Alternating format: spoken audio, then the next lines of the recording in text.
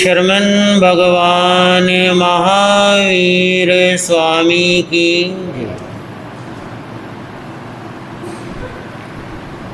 जय। इस दुनिया के बाजार में सबका आना जाना, इस दुनिया के बाजार में सबका आना जाना।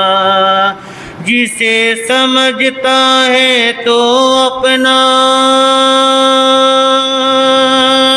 जिसे समझता है तो अपना, वो सब है बेगाना रे। इस दुनिया के बाजार में सबका आना जाना, इस दुनिया के बाजार में। ये ऐसा बाजार है जिसमें सबका मन लग जाए, ये ऐसा दर बाजार है जिसमें सबका मन लग जाए। कोई यहाँ पे लूट रहा है, कोई लुटाता जाए, कोई यहाँ पे लूट रहा है, कोई लुटाता जाए। ये भी पता है सबको, ये भी पता है सबको, रह जाएगा यही खजाना रे। इस दुनिया के बाजार में सबका आना जाना, इस दुनिया के बाजार। जिसे समझता है तो अपना, जिसे समझता है तो अपना, वो सब है बेगाना रे। इस दुनिया के बाजार में सबका आना जाना, इस दुनिया के बाजार में।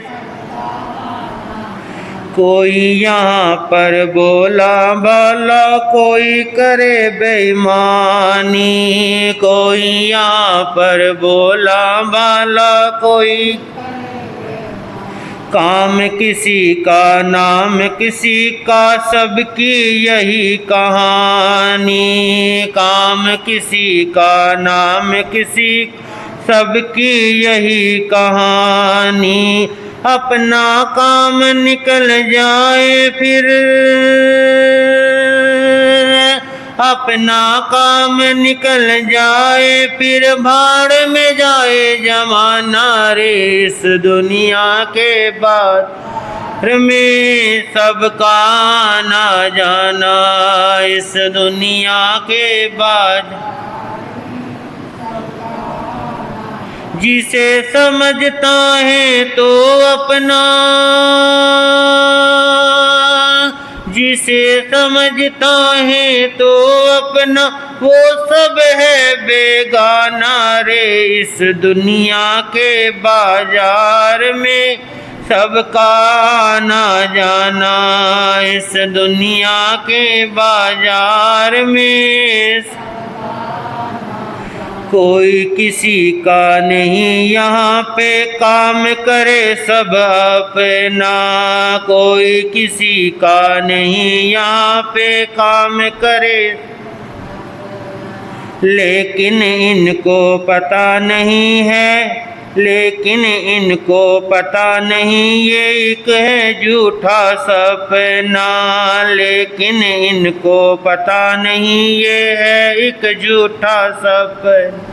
इस झूठे संसार में बंदे,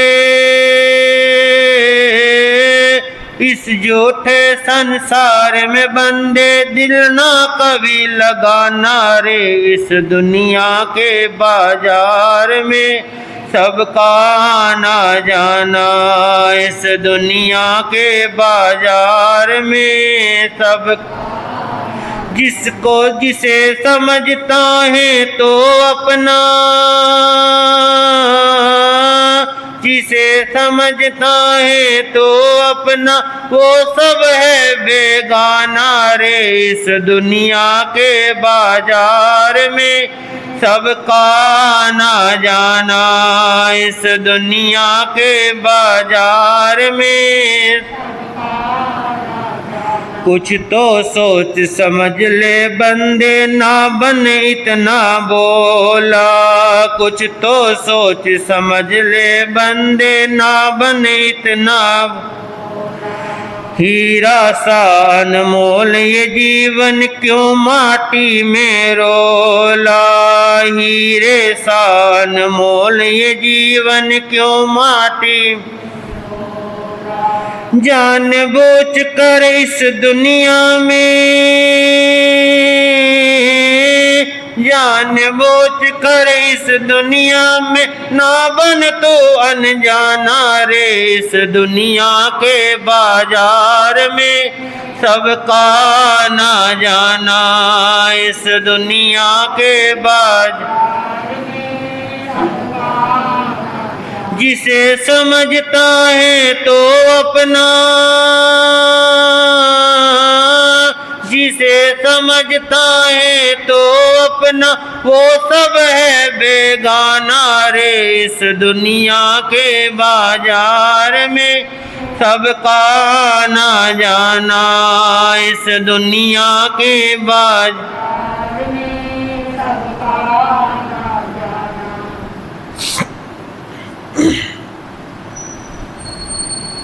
जी हाथ जोड़े गुरानु मेरी वंदना। जी हाथ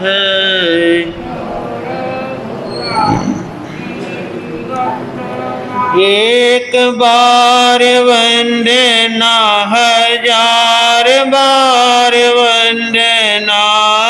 एक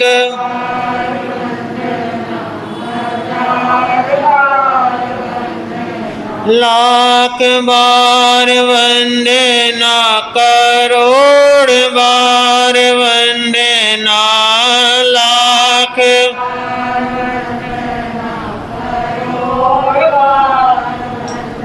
जी हाथ जोड़े गुरानु मेरी वंदना।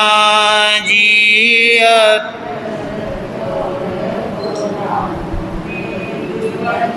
डगमग डोले नैया मेरी, डगमग मुझको ओट है सतगुरु तेरी, मुझको ओट जी असां भवसागर पार लंघना। जी असां भवसागर जी हाथ जोड़े गुरानु मेरी वंदना। जी हाथ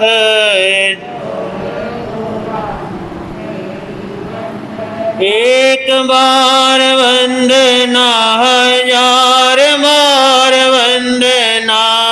एक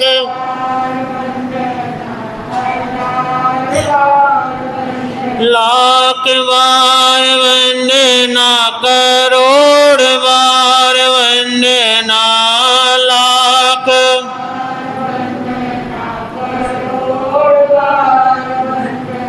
जी हाथ जोड़े गुरानु मेरी वंदना। जी हाथ जोड़े गुरानु।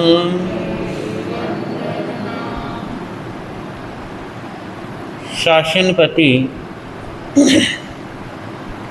शरवण भगवान महावीर स्वामी के चरणों में मेरा कोटि से वंदन। मंच पर विराजमान धर्म प्रभावक पूज्य गुरुदेव श्री अचल मुनि जी महाराज जी के पावन चरण कमलों में मेरा कोटि कोटि वंदन नमन। उपस्थित धर्म प्रेम बंधुओं, माताओं एवं बहनों,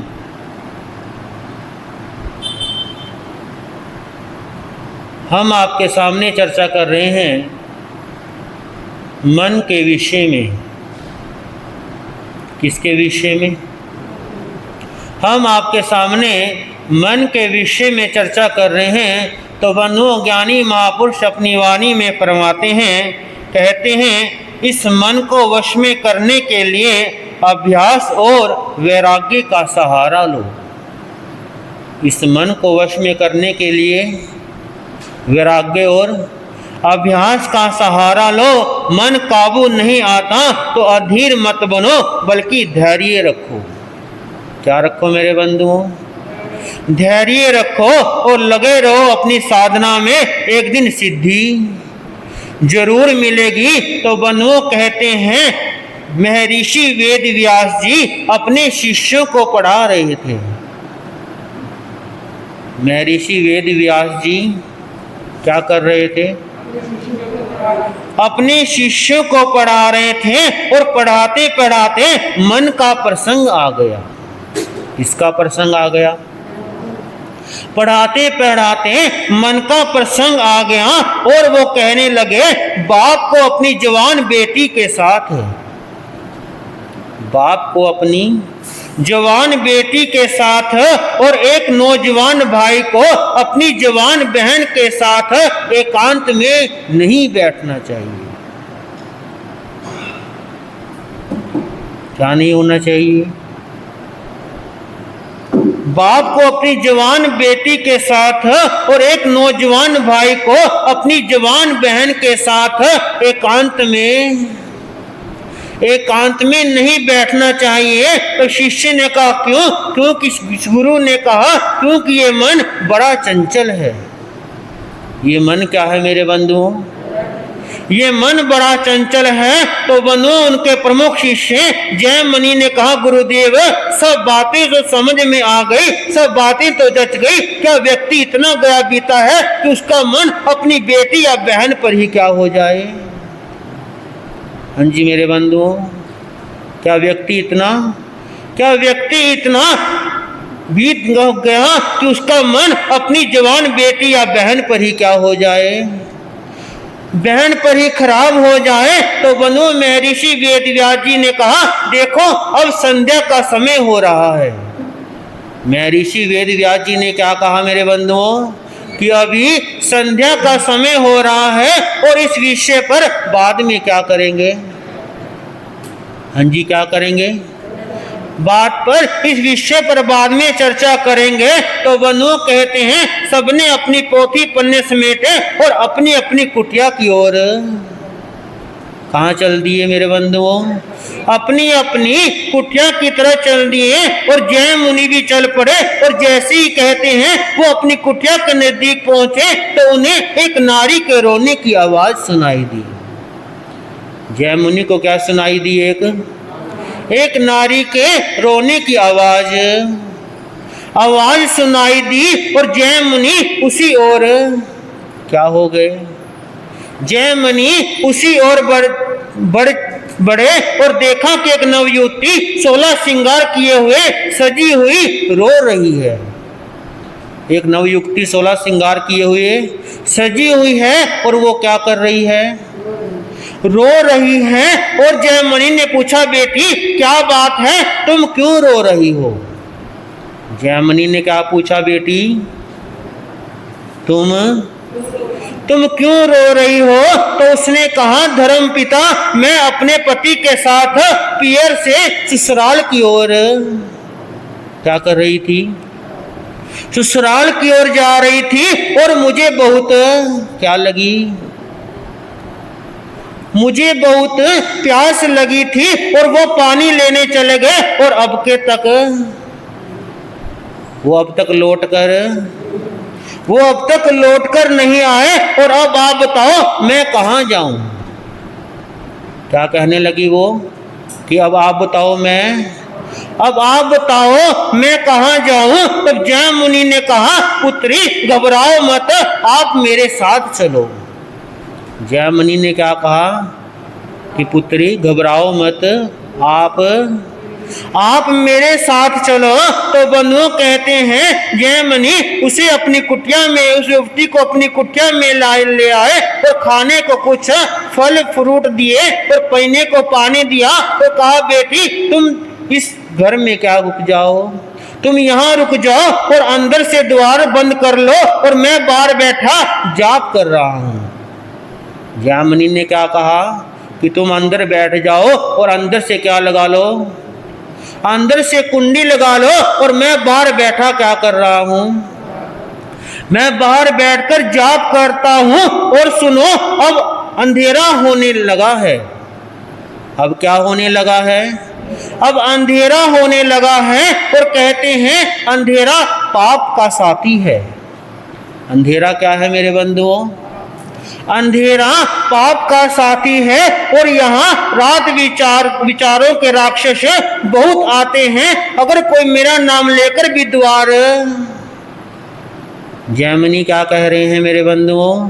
अगर कोई रात को मेरा नाम लेकर भी द्वार खटखटाए तो क्या करना? खोलना मत। क्या ना करना मेरे बंधुओं? खोलना मत। और उस युवती ने कहा, अच्छा धर्म पिता। उस युवती ने क्या कहा? उसने कहा, अच्छा धर्म पिता जी। तो उसने द्वार क्या कर लिए? द्वार बंद कर लिए। और इधर बाहर जय मुनि बैठा माला खेल रहे हैं। जय मुनि क्या कर रहे हैं मेरे बंधुओं? बाहर बैठे हुए माला फेर रहे हैं। और माला कमन का हाथ में घूम रहा है। माला कमन का कहाँ घूम रहा है? माला का मन का हाथ में घूम रहा है। और मन का कहीं और ही। माला का मन का किसमें है? माला का मन का हाथ में है। और मन का कहीं और ही, कहीं और ही घूम रहा है। और विचार करता है, अरे इतना सुंदर, इतनी सुंदर लड़की तेरे चुंगल में क्या होगी मेरे बंधुओं? इतनी सुंदर लड़की तेरे चुंगल में फंसी हुई है। और तू यहाँ पर बैठा क्या कर रहा है? तू यहाँ बैठा माला फेर रहा है। ये सुनहरी मौका गवा रहा है। और चल बहती गंगा में क्या कर ले? हाँ जी मेरे बंधुओं, क्या कर ले? बहती गंगा में हाथ धो ले। तो जय मुनि उठ चले। पर अंदर से आवाज आई। जय मुनि एकदम क्या हो गए? उठ पड़े और चल पड़े। लेकिन अंदर से आवाज आई, अरे नीच तू इतना गिर गया। कहां से आवाज आई मेरे बंधुओं? अंदर आत्मा से आवाज आई, अरे नीच तू इतना गिर गया, जिसे बेटी बनाया उसके प्रति ही बुरा। क्या कर रहा है मेरे बंधुओं? उसके प्रति बुरा ख्याल ला रहा है। और मन में नहीं, वापिस आकर वहीं क्या हो गए? वो फिर से वहीं पर आकर बैठ गए। और पर थोड़ी देर बाद फिर मन ने अपना काम क्या कर दिया मेरे बंधुओं? मन ने अपना काम शुरू कर दिया। और आत्मा की आवाज का गला घोटकर जय मुनि क्या हो गए? जय मुनि चल पड़े और कुटिया का द्वार क्या करने लगे मेरे बंधुओं? कुटिया का द्वार खटखटाया। लेकिन अंदर से आवाज आई। कौन? अंदर से क्या आवाज आई? अंदर से आवाज आई कौन? तब जय मुनि ने कहा, मैं जय मुनि। मैं कौन हूं? मैं जय मुनि हूं। फिर अंदर से आवाज आई, नहीं द्वार नहीं खुलेगा। अंदर से क्या आवाज आई मेरे बंधुओं? कि द्वार नहीं खुलेगा। और उसने कहा, अरे मैं स्वयं इस कुटिया का मालिक हूं। मैं स्वयं क्या हूं इस कुटिया का? मैं स्वयं इस कुटिया का मालिक हूं। और जय मुनि द्वार खोलो। चाहे उसने कहा, चाहे कोई भी हो, द्वार नहीं खुलेगा। उसने कहा, कोई बात नहीं, ये झोपड़ी तो मेरी ही बनाई हुई है। जय मुनि क्या कहने लगे? कि कोई बात नहीं, ये झोपड़ी तो किसकी बनाई हुई है? कोई बात नहीं, ये झोपड़ी तो मेरी ही बनाई हुई है। तो बंधुओं कहते हैं वो छत पर चढ़ गए। कहाँ चढ़ गए? छत पर चढ़े, घास फूस हटाई और अंदर छलांग। क्या कर दी मेरे बंधुओं? ऊपर चढ़े, घास फूस हटाई और अंदर छलांग। अंदर छलांग मारी तो देखते क्या है कि एक चौकी पर स्वयं महर्षि वेद व्यास जी। क्या हो रहे हैं मेरे बंधुओं? महर्षि वेद व्यास जी बैठे हैं। कौन बैठे हैं अंदर? अरे बोल तो दो भाई, कौन बैठे हैं कुटिया के अंदर? अंदर छलांग मारी और देखते क्या है कि चौकी पर स्वयं महर्षि वेद व्यास जी। महर्षि वेद व्यास जी बैठे हुए हैं और बंधुओं और अपनी सफेद दाढ़ी हिलाते हुए मुस्कुरा रहे हैं और कहने लगे, आ गया बच्चा। शिष्य को क्या कहा उन्होंने कि आ गया बच्चा। तो गुरु ने कहा, गुरु जी ये क्या? तो कुछ बेटा कुछ समझा क्या नहीं? गुरु ने क्या कहा कि बेटा कुछ समझा क्या नहीं? तो शिष्य ने कहा, गुरु जी बात मेरी समझ में आ गई। ये मन बड़ा क्या है मेरे बंधुओं? ये मन बड़ा चंचल है। तो बंधुओं कहते इसीलिए कहते हैं मन के मते न चलिए, मन के मते अनेक। मन के मते न चलिए, मन के मते अनेक। पर घबराने की जरूरत नहीं है। इस मन को अभ्यास और वैराग्य पूर्वक साधना में क्या करो मेरे बंधुओं? साधना में लगे रहो। एक दिन सिद्धि आपको जरूर मिलेगी। इसीलिए किसी कवि ने कहा है, आप ध्यान से सुने और प्रेम से बोले, धीरे धीरे मोड़ तू इस मन को, इस मन को, तो इस मन को धीरे धीरे मोड़।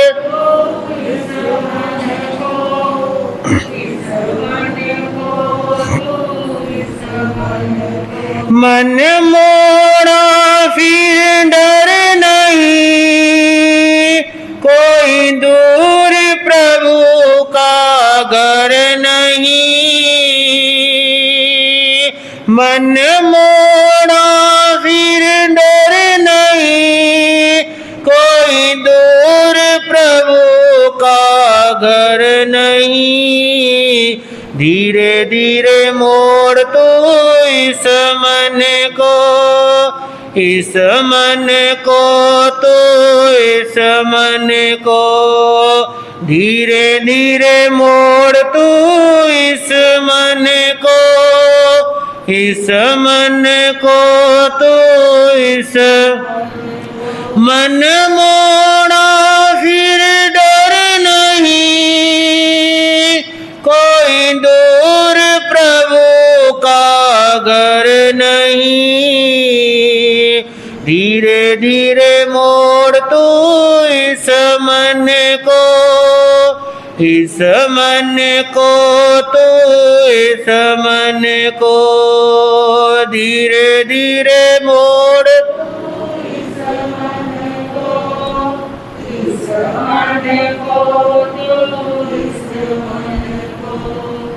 तो बंधुओं इस मन को अगर आपने वश में करना है तो इस मन को वैराग्य और अभ्यास का क्या लेना चाहिए? सहारा लेना चाहिए। तो बस जो कोई भी इसको अपने जीवन में अपनाएगा वो यहाँ भी सुखी रहेगा और आगे भी सुखी रहेगा। इन्हीं शुभ मंगल कामनाओं के साथ अब परम पूज्य गुरुदेव अपनी अमृत वाणी बरसाएं। उससे पहले भजन की पंक्ति सभी गुनगुनाएं। मीठी लागदी गोरानी वाणी, मीठी लागदी गोरानी, ओ वेले अमृत दे, ओ वेले सुन सुन के गोरानी वाणी, सुन सुन के गुरां दी ओ लखा तर गए जगत दे प्राणी ओ लखा तर गए जग ओ सच्ची मुच्ची सौरभ दी ओ सच्ची मुच्ची बोलिए शांतिनाथ भगवान की। भगवन देरिया मेरी जिंदगी की शान हो मुझे कहीं वरदान दो मेरी आत्मा बलवान हो मुझे कहीं वरदान दो मेरी आत्मा बलवान हो भगवन तेरी आराधना मुझे सुख की परवाह नहीं दुख में भी निकले आह नहीं मुझे सुख की परवाह नहीं दुख में भी निकले आह नहीं बस एक तेरा ध्यान होठों पे तेरा नाम हो बस एक तेरा ध्यान हो होठों पे तेरा नाम हो भगवन तेरी पथ में हजारों विघ्न भी आए दिगाने जो अगर पथ में हजारों विघ्न भी आए दिगाने जो अगर चाहे सामने शैतान हो मेरे प्राण भी कुर्बान हो चाहे सामने शैतान हो मेरे प्राण भी कुर्बान हो भगवन तेरिया दौलत रहे आना रहे खुशियाँ हो चाहे गम रहे दौलत रहे आना रहे खुशियाँ हो चाहे गम रहे चाहे आंधिया तूफान हो विचलित न मेरा ध्यान हो चाहे आंधिया तूफान हो विचलित न मेरा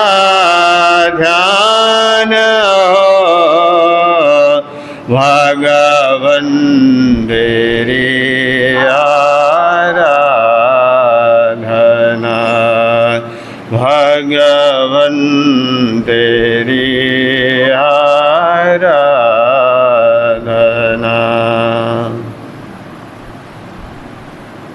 परमपिता परमात्मा, क्षमा और शांति के देवता शरवण भगवान महावीर स्वामी आराध्य गुरुदेवों के पावन चरण कमल में सशत वंदन करने के पश्चात उपस्थित धर्मानुरागी भाइयों, माताओं एवं बहनों, मैं नादौन वाले भाई और बहनों से एक सवाल पूछूं। आपने रामायण को सुना होगा, पढ़ा होगा और देखा होगा। पढ़ा भी होगा, देखा भी होगा और सुना भी होगा। उस रामचरितमानस में रामचंद्र जी किसकी आराधना और साधना करते थे? क्या कोई बतला पाएंगे? हाँ जी,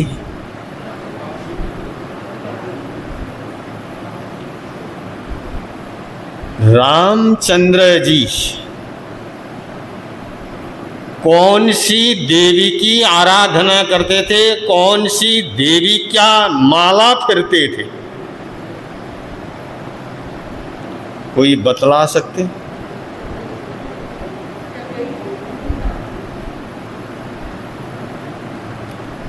अब देखिए, रामचरितमानस में आप वहां पर उठा करके देखिए, रामचंद्र जी ने कभी किसी देवी और देवताओं की पूजा नहीं की, किसी का नाम नहीं लिया, लेकिन उन्होंने नाम लिया किसका? देव, गुरु और धर्म का नाम लिया। किसका? अब वो देव, गुरु और धर्म कौन से?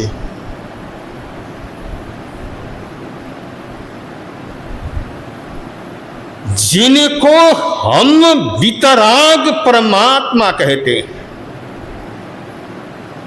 जिनके जीवन में न राग है और न द्वेष है।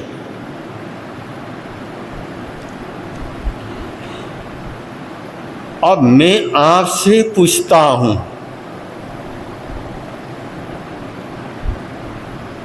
जिनको आप देवी देवता कहते हो, जिनकी आप पूजा करते हो, अब बतलाना उन देवी और देवता में राग और द्वेष है या नहीं?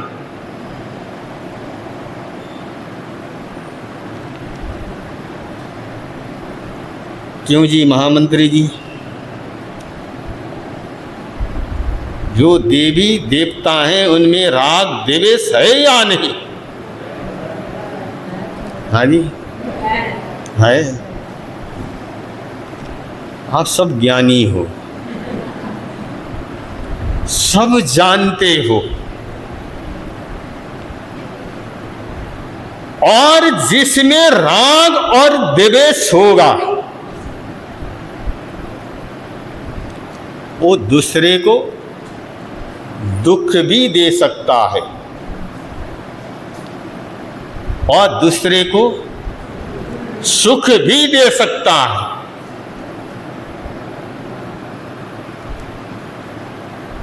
और कैसे दे सकता है बतला दूं?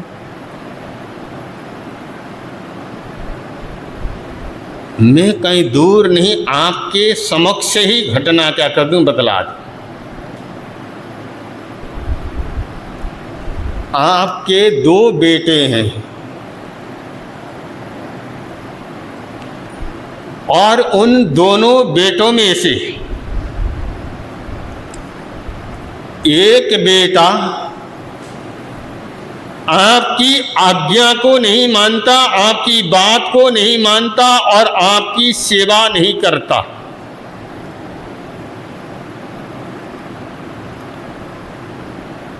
और एक बेटा आपकी सेवा करता है, आपकी आज्ञा मानता है और आपके बताए अनुसार क्या करता है, चलता है। अब बतलाना नादोन वालों, आप कौन से बेटे को पसंद करोगे?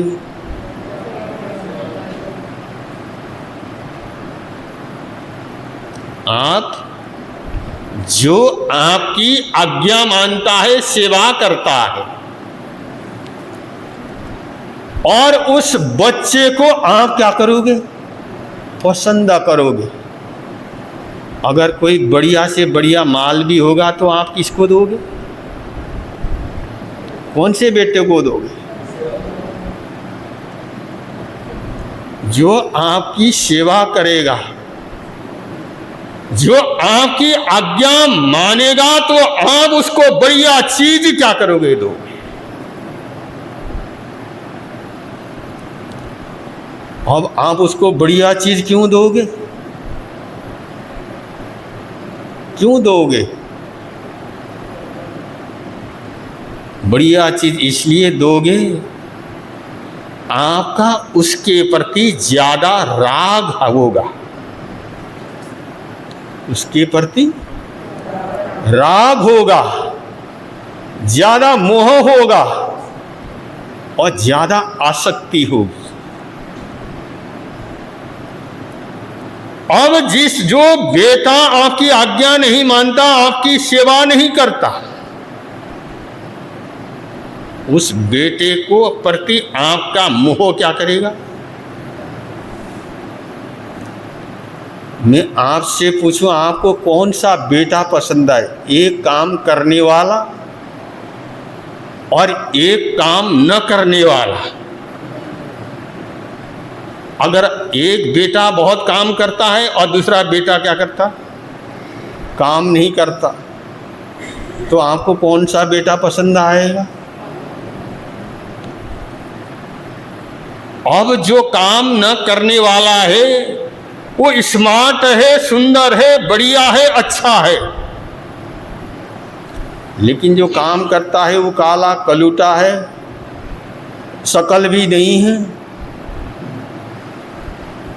अब बतलाना, आप कौन से बेटे को महत्व दोगे? जो काला भी है और जो काम भी करता है, उसको आप महत्व दोगे, लेकिन जो गोरा चिट्टा है, अच्छा है, दिल डोल वाला है, लेकिन काम नहीं करता है, तो उसको भी आप घर में क्या करोगे? उसको भी आप ये कह दोगे, अगर काम करना हो तो तू घर में रहे, नहीं तो। इसलिए किसी का काम प्यारा होता है, चाम किसी का भी प्यारा क्या करता है? नहीं होता है। चमड़ी अगर अच्छा हो लेकिन काम नहीं करता हो, तो इंसान, वो बेटा कभी आपको अच्छा क्या करेगा? नहीं लगेगा। इसलिए जो देवी और देवता हैं, उनमें राग और द्वेष होता है, और हमारे अंदर भी क्या है? जैसे हमारे अंदर राग है, द्वेष है, और वैसे ही उन देवी और देवताओं में भी क्या है? राग और द्वेष है। अब बतलाना नादोन वालों, जब आप में भी राग द्वेष है और देवी और देवताओं में भी राग द्वेष है, तो फिर अंतर क्या हुआ?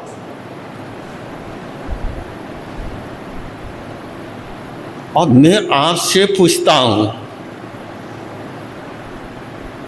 आप कहोगे महाराज देवी देवता के पास धन दौलत वैभव बहुत है, आप ये कहते हो ना, वो बहुत सुखी हैं, बहुत संपन्न है और धन दौलत उनके पास अपार है। तो इसका मतलब है आप धन दौलत वैभव जिसके पास है उसका क्या करते हो, नाम लेते हो कि वो उनके पास धन दौलत है, वो धन दौलत हमें क्या कर देंगे, दे देंगे, इसलिए आप जाप करते हो। अब ये तो देवी देवता की बात हो गई। अब आपसे पूछता हूं, तो इसका आप अगर देवी देवता की अगर पूजा करते हो, अर्चना करते हो, उनका माला फेरते हो, तो समझ लो इसका मतलब है आपको फिर अडानी और अंबानी की भी माला फेरनी चाहिए। आप कोई अडानी अंबानी की माला फेरते हो क्या? धन दौलत तो उनके भी पास बहुत है, उनके पास ही बहुत खजाना, लेकिन हम अडानी अंबानी की माला क्या करेंगे, नहीं फेरेंगे। लेकिन बनना क्या चाहेंगे, हम माला नहीं फेरेंगे लेकिन बनना क्या चाहेंगे, अडानी और अंबानी बनना चाहेंगे। अब देखिए, हम अडानी और अंबानी बनना चाहते हैं लेकिन माला फेरना नहीं चाहते। और ऐसे ही अगर कोई इंसान देवी देवता की आराधना करता है तो इसका मतलब है अडानी और अंबानी की माला फेरना।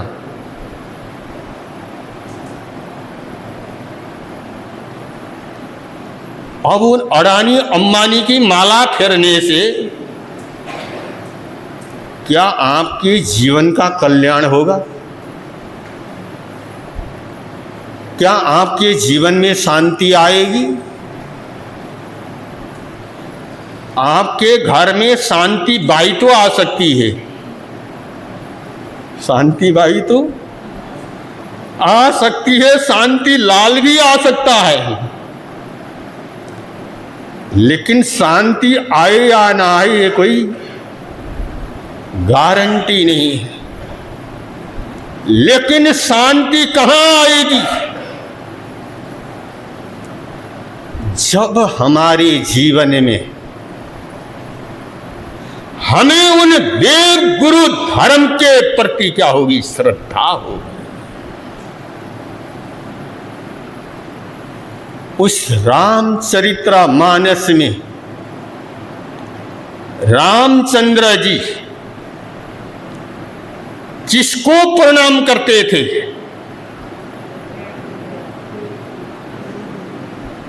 वहां पर तो यही आएगा, प्रातः काल उठी के रघुनाथा, माता पिता गुरु को नमामि माथा। वहां पर तो क्या आता,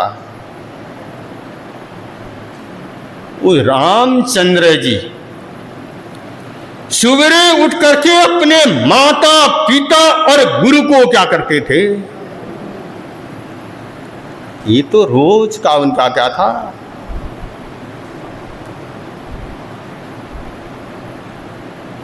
लेकिन क्या हम रोज उठ करके क्या हम गुरु माता या माता पिता को हम क्या करते हैं, प्रणाम करते हैं?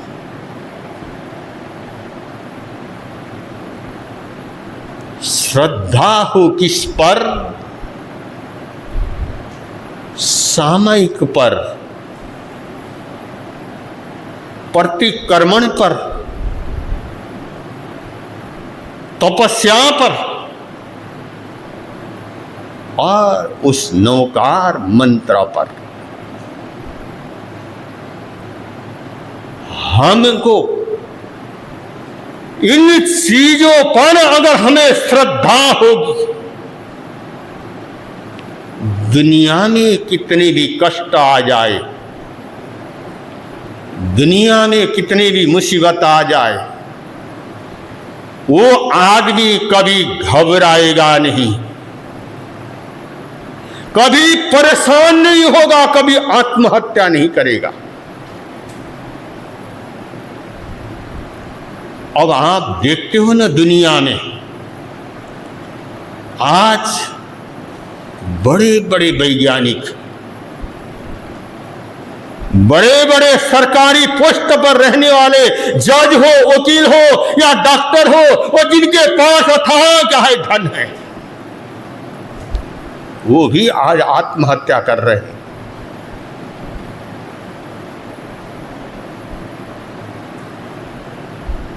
अब वो आत्महत्या क्यों कर रहे हैं?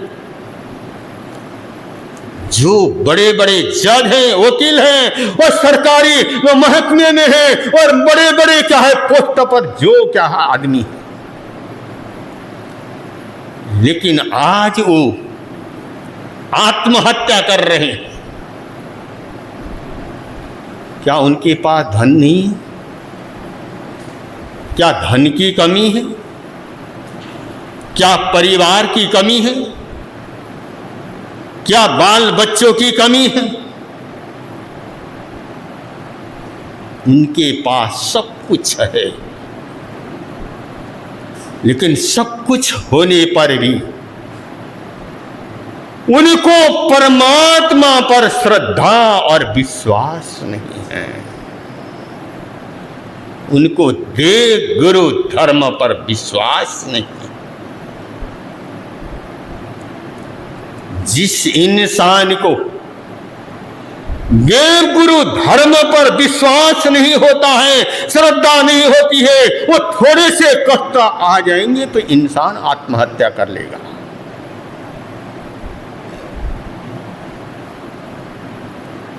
लेकिन जो सामयिक है, सामयिक क्या है? सामयिक की साधना, ये जीवन की अनमोल क्या है साधना है। जिस साधना को केवल ज्ञानियों ने अपने ज्ञान से देखा, अनुभव किया और जीवन में जिया, जीवन में जीने के बाद उन्होंने हमको क्या दिया? वो अमृत दिया। इस अमृत को जो पिएगा वो इंसान अमर बन जाएगा। लेकिन इंसान बाहर की अमृत की कल्पना करता है, जो अपने पास में है, जो अपने समक्ष में है, और उस अमृत के लिए इंसान कभी प्रयत्न क्या करता नहीं।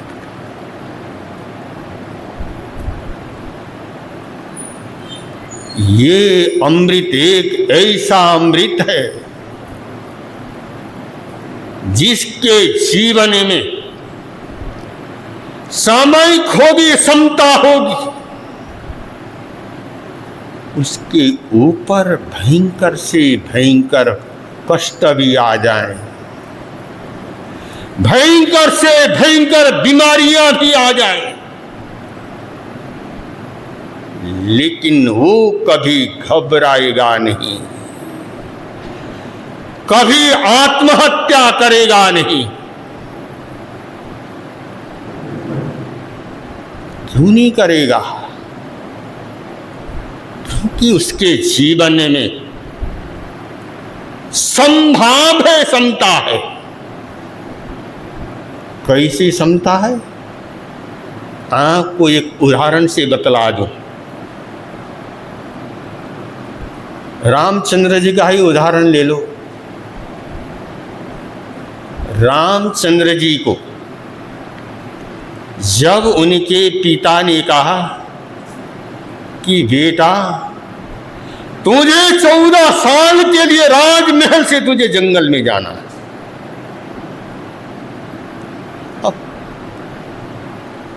अब एक राज परिवार में रहने वाला एक राजा का बेटा जिसने राजमहलों के सुख को भोगा हो,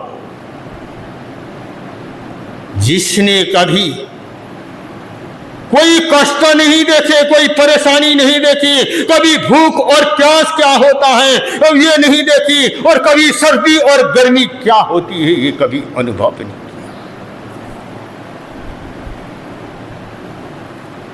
जो चाहिए उसको सब कुछ मिल जाता था, जो चाहिए उसको सब कुछ मिला था, लेकिन जब पिता ने कहा कि तुझे 14 साल के लिए जंगल में जाना है, अब बतलाना नादोन वालों, क्या रामचंद्र जी रोए थे? क्या उनके आंखों में आंसू आए थे?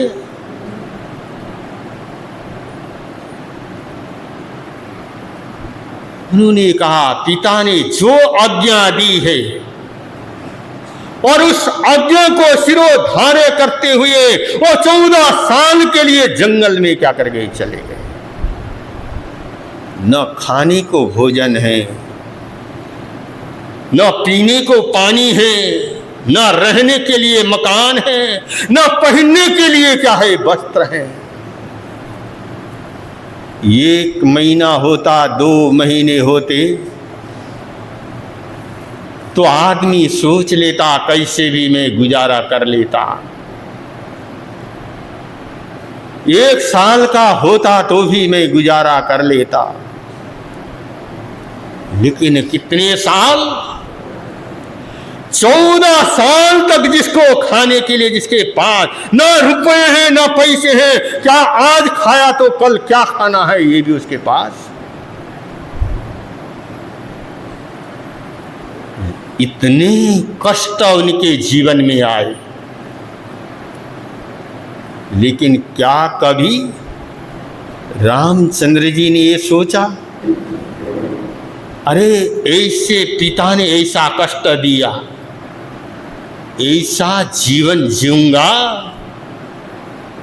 तो क्या फायदा, इससे अच्छा है अगर मैं भी आत्महत्या कर लूं, मैं भी मर जाऊं तो कम से कम मुझे शांति तो क्या करेगी।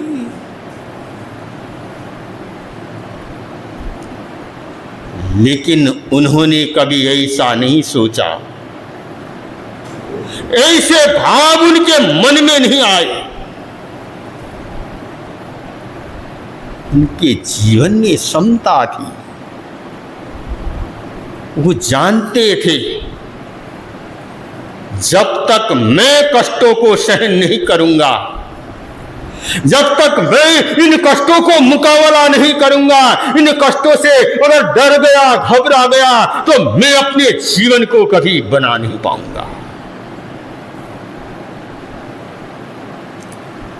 जो इंसान उन कष्टों का मुकाबला करके जो आगे बढ़ता है वही इंसान दुनिया में कुछ कर गुजरता है। कुछ कर ले रे बंदे की जग में तेरा हुआ है आना, कुछ कर ले रे बंदे की जग में तेरा हुआ है आना।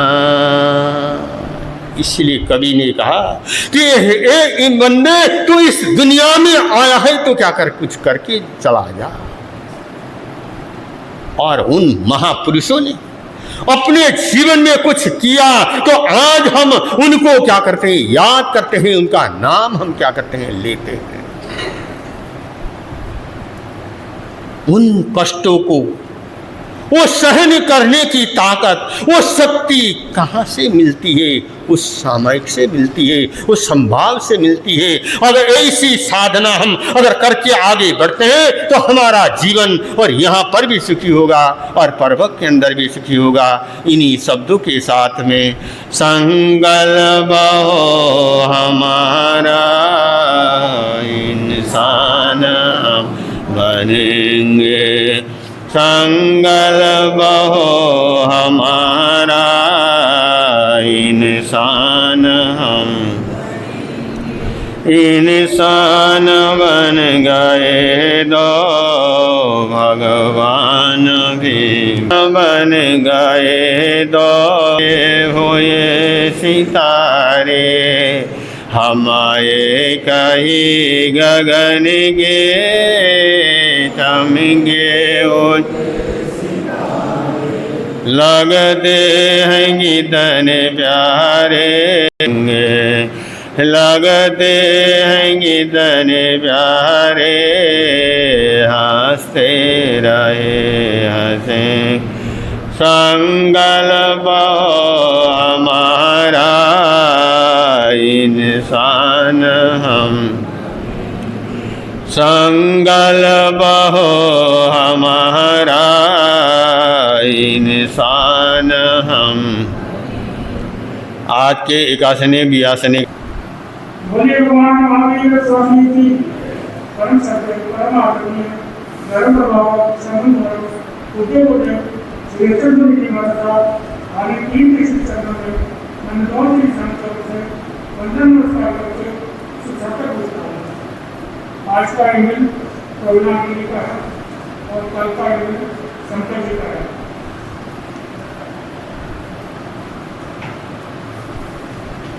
इस तरह से निवेदन है कि जो पहले आते हैं आगे की कुर्सियों पर बैठा करें, पीछे व्यवस्था सही रहती है, उससे आगे उसके पीछे खाली अच्छी व्यवस्था होती थोड़ी, पहले आगे की कुर्सियाँ बनी जाएँ ताकि बैठने के पीछे आने वाले को दिक्कत ना हो।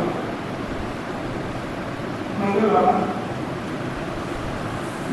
बाबू देवी माता हम आपके ज्ञान से चरित्र तापर नहीं जा सकी सातक पूछते हैं तथा आपके रास्ते की सुमंगल कामना करते हैं। हाथ जोड़कर नाम मोड़कर बर्तन झुकाकर कुत्तों के पास से वंदन नमस्कार करते हैं।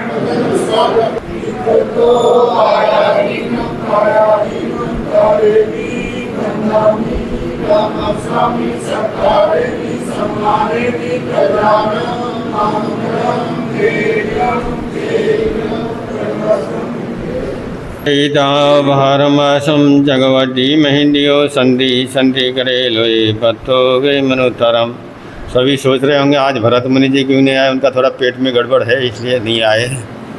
हाँ चैता भारमासम जगवती महिंदियो संधि संधि करे लोए पत्तो गई मनोतरम। श्री चत्तारी मंगलम अरिहंता मंगलम सिद्धा मंगलम साहु मंगलम केवली पनतो धम्मो मंगलम। चदारी लघुत्तमा अरिहंता लघुत्तमा सिद्धा लघुत्तमा साहु लघुत्तमा केवली पनतो धम्मो लघुत्तमा। चदारी शरणं भोज्यामि अरिहंते शरणं भोज्यामि सिद्धे शरणं भोज्यामि साहु शरणं भोज्यामि केवली पनतो धम्मो शरणं भोज्यामि। ये चार शरण दुखारन जगत में और न शरणा कोई होगा जो भव्य प्राणी करे